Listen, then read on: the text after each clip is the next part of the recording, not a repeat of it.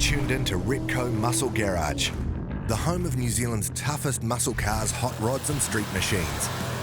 Proudly brought to you by Repco, in association with Mount Shop, Maguire's and Rizlone. Later on, we take a ride in Big Blue, a Mark I Mustang with a long family history. We're checking out two amazing cars that highlight the huge influence the Dukes of Hazzard had on Kiwis growing up, including the striking, seriously custom 68 Camaro. But first, thanks to Rizlone, we're down Whanganui Way to take a closer look at a pop culture classic with a rock and roll twist. This 1968 Dodge Charger. The Charger's a true icon of the screen, better known as the General Lee for starters, which is one reason why Blair Watson's loved it ever since he could remember. And of course, it's also a bona fide Mopar muscle car legend. Put simply, they don't get any tougher. But what's so great about this Dodge in particular are the personal touches Blair's added to make it his own. I've always been into V8s, and I've always liked Dodge Chargers, and I wanted to do a build, and this is what I had in mind. 68 Dodge Charger, which I've changed to 69. Growing up, Dukes of Hazzard was my favourite program. And then came Fast and the Furious after that. It's always been that car. And it is, they are pretty cool. It's American cars. They're bloody bad to the bone. Now the jet black Dodge, complete with Motorhead theme, including an incredibly rendered snaggletooth logo on the roof, is an imposing sight. But when Blair first picked it up, it was anything but. Yeah, well, so we got it off Trade Me, off a guy in Otrahonga. Sight unseen, really, and it was an absolute wreck. And my father said, "What the hell have you bought? You bought an absolute heap of boy, you've been ripped off, get your money back." The rear springs are through the boot, you can see straight through it, and out the other end, just about.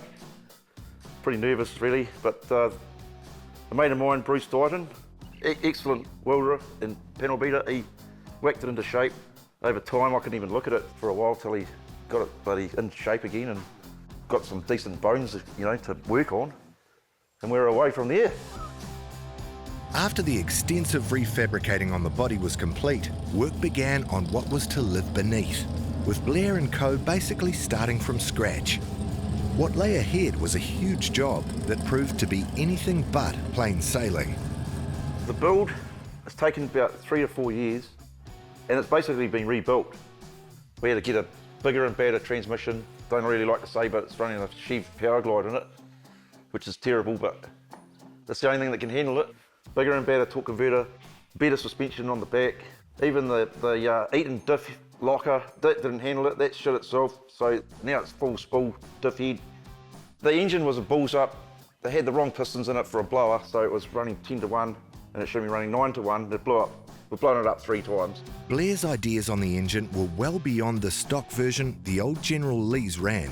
Instead, he turned to a name any Mopar fan will be familiar with, Ray Barton, to put together a Hemi with insane power and definite drag racing potential. Looking at another engine, and then we sort of thought, we'll go the baddest we can, which is Hemi. 528, Hemi in it, blown. So I've seen far too many Fast and Furious movies, I think. I've got problems. Yeah, well, the interior, we've had it redone. The skulls are just bits and pieces we got off Trade Me, steering wheel and stuff. We've had to get all the bits and pieces from around New Zealand. Still bits and pieces need to be done, finished. I'm getting onto that, but Rome wasn't built in a day. Put 6-pot piston wheelwoods on the front, and it's just got dirty old XD Falcon disc brakes on the back. They just have to run 17-inch wheels on the front because of the big brakes, that's all. Well, they just seem to wear out real fast with smoke pouring out the back of them. Some things left to do. As you can see, the front trim needs to be put on. We're just waiting on bits for that. But it's pretty much there. Just a few little bits and pieces to go, and I'm sure there'll be always tyres to put on the back. And yeah, we are over the R&M on it. That's for sure. And the wife especially. As it nears the finish line, it's clear that no expense was spared to turn the Charger into a monster. But despite the fierce-looking end result, Blair also had family and weddings in mind too. The other reason why we wanted to go a Charger is that we can actually take the kids and my lovely wife to hot rod events and stuff like that. Make it sort of a street car that you could use for, you know, like a weddings, or you could put the kids in the back without roll cages in there. That was sort of the idea there. Driving trucks all day and diggers all day, it's good to hop in that and something cool to go to events or whatever we're going to go to, and it's quite good. It's good. I love it. It's just what the doctor ordered. Everything about Blair's Dodge Beast screams overkill in the best possible way. And there's a sly sense of humour wrapped up in it all too, especially with Blair's numerous nods to his favourite band. Yeah, we originally bought this model cast iron car, and then sort of went, that's the sort of look I want. To make it even better, we'll make it blonde. So we went even better. I wanted to incorporate Motorhead on the roof with the stripes on the side of it. We just decided in the end just to go with the whole snaggletooth on the roof, just full snaggletooth.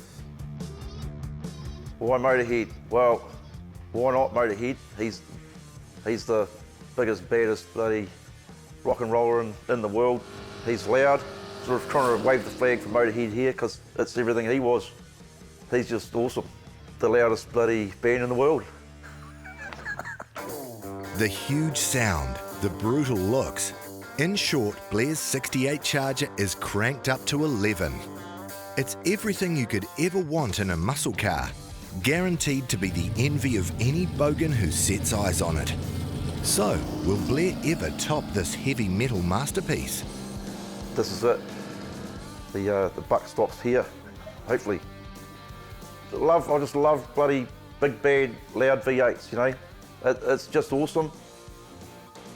You can just cane down the road and it's just what you want, you know. I mean, it's everything you think it would be. It's just good. It's well worthwhile, and I suggest everyone should do it.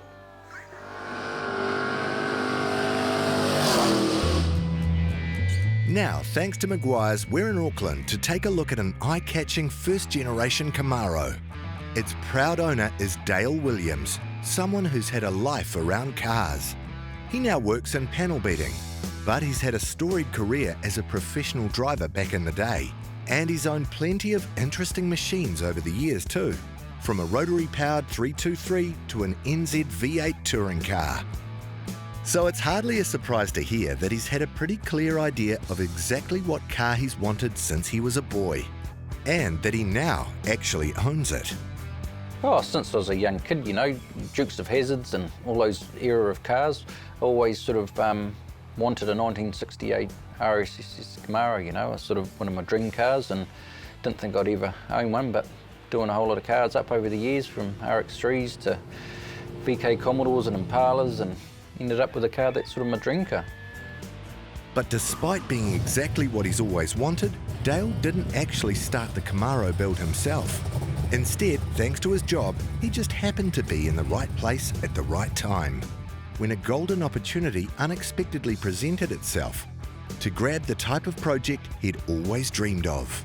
Yeah, so a guy, Andrew Cunningham, he bought the car, I think it was about 2010, and he went to SEMA and sort of wanted to build an American car. So he's bought a shell really, and he slowly built it up through the years, and then it sort of sat for the last sort of 6 years. He sort of bought it half finished really, and he carried on finishing it with me. And it was a bit of a process to get it certified and complied. We sort of worked together and finished it off, so yeah, it worked out really well. And with Dale and Andrew's powers combined, they've unquestionably created something pretty special. A bagged, big-blocked, badass street car, complete with an incredible GM engine setup, complemented by plenty of clever custom touches. Plus a paint job that really pops, giving the Camaro an unforgettable look. The result is a package that feels a bit like the Dukes of Hazzard, except set in the future. Totally different than a factory Camaro. Got a Chris Elston Chassis Works full front clip with a 572 big block crate motor in it. I think it's about 620 horse with massive torque. Not cheap to run, that's for sure. It's sort of a weekend cruiser. Yeah, the 572 is a big engine, you know, but they do a full kit for it, and it pretty much just slots on in. T56 Tremec 6-speed, a strange Fab 9 rear end 4-link. Yeah, so it's a full custom car really. Whatever you could pretty much buy off a custom shelf in America, it's sort of been bought. I like my cars nice and low, you know, good stance, and it was sort of quite high off the ground and it needed to go lower, but the sump was getting damaged on our rural roads out here, you know. So I went and bought a very shop set up from America, and yeah, it's good to go. I just really love the 68 RSSS grille, just with a full black front grille. It's a full Italian leather custom interior done by Rob at Southern Upholstery. 69 Camaro front and rear seats that have been sort of chopped up to make them fit, and custom made door trims, and made a full custom dash for it with all custom orange auto meter gauges. And yeah, she's a full custom job on the inside, sort of like the outside really. It was already painted when I got the car. It's like a Lamborghini orange, and it's in your face. It definitely wasn't my pick, but it's sort of grown on me a little bit. I took it to the Howick Hop and won People's Choice there. It's different, you know. It's unique, as everyone said. It's sort of one of those things. I'll just enjoy it for now and cruise it for summer and have a bit of fun in it. Unsurprisingly, high performance and great handling were key for this racing vet, with an engine clocking 620 on the dyno and top-of-the-line goodies like Willwood 4-pot calipers throughout. A bit of drag racing's clearly in the future. I've always built all my cars just sort of for a few burnout competitions and drag racing, and hey, I probably won't take it to the track. I've got other cars I can use for that. Definitely keen to do the drags, you know. They reckon the 72 crate motor's a 10-second street package type motor. It's a comfort car as well as a go-get-it car, you know. When we sort of jumped in this, once it was all finished, especially out Hunua where we live, you know, there's some pretty cool roads out here, and you don't need to go fast, but just handles like a race car. Sort of driven them most of my life, so it sort of handles really, really well. Like I said before, it just barks. It's just a weapon of a car. But even though it means business, ultimately the Camaro's more about pleasure for Dale. Something he can enjoy when going for a cruise with the family in tow.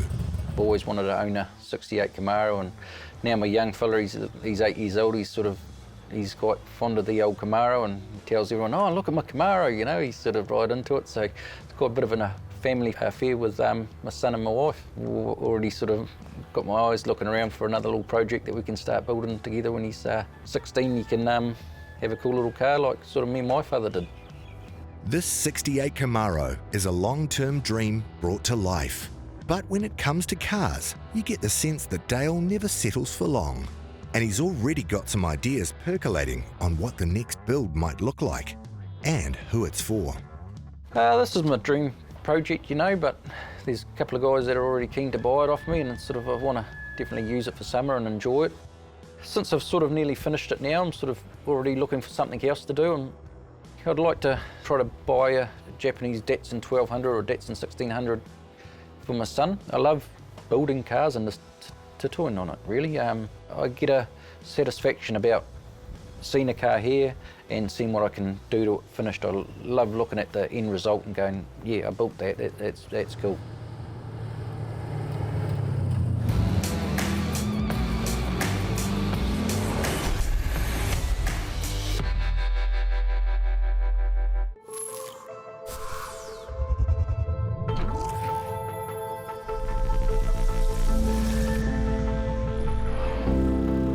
Protection of hybrid ceramic. Whoa. Now in 3 easy-to-use products. In original spray wax, now as a liquid wax, and a spray detailer.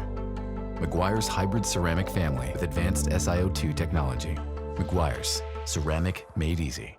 Rizlone has been in engines almost as long as engines have been in cars. Why? Because from then until now, there's never been a perfectly clean fuel. This means every time you fill up, you're adding pollutants and contaminants to your fuel system. Rizlone Fuel Injector Cleaner can cure those woes and help save your engine. Rizlone Fuel Injector Cleaner adds an upper cylinder lubricant, providing double the cleaning power out of the same bottle. We know something about aging well, so when we say it's your engine's fountain of youth under a screw top, you can count on it. Rizlone is the original engine tune-up. Available at participating stores near you.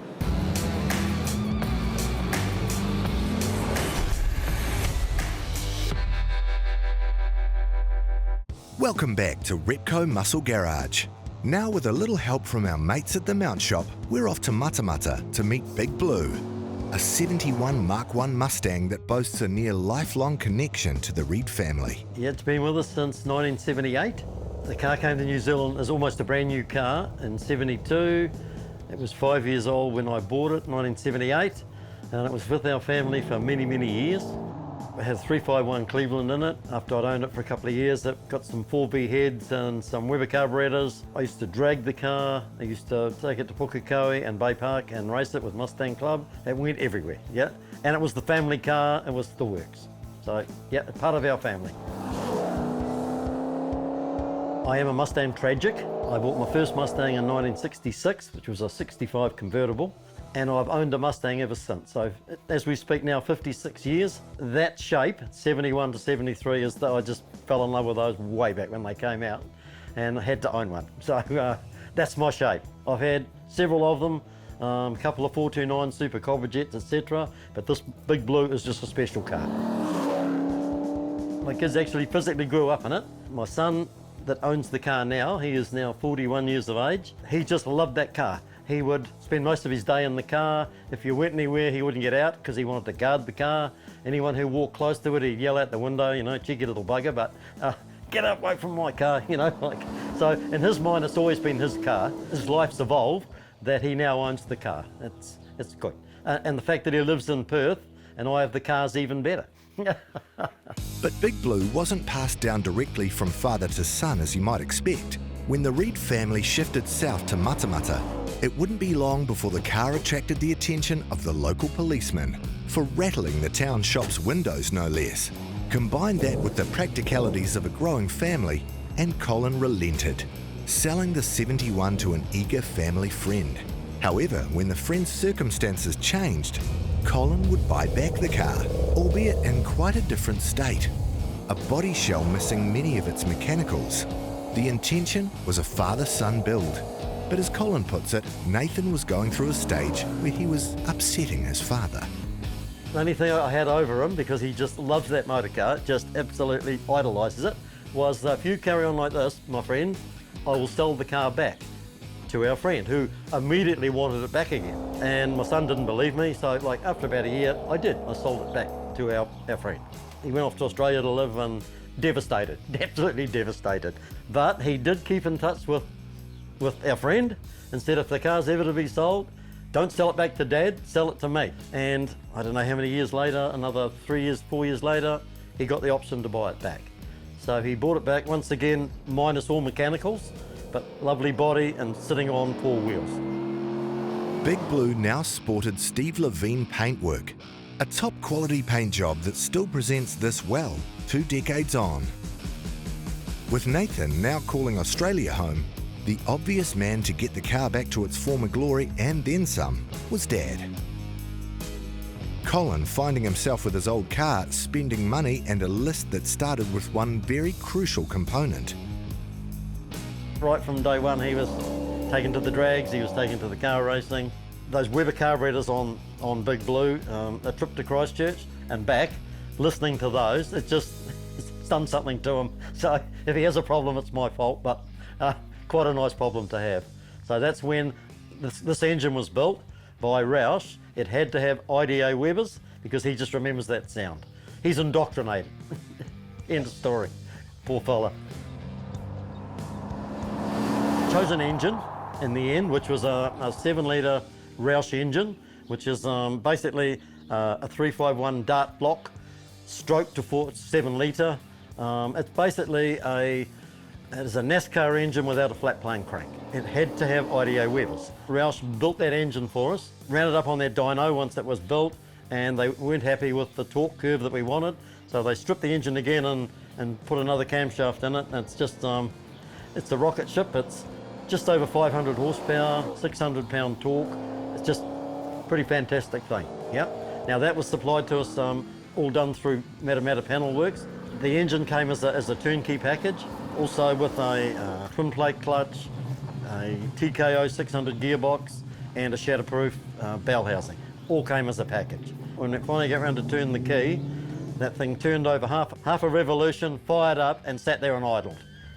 Richard Bennett of Hamilton's SK Motors has been the man trusted with many of Colin's Mustangs, and the Mark I would be no different.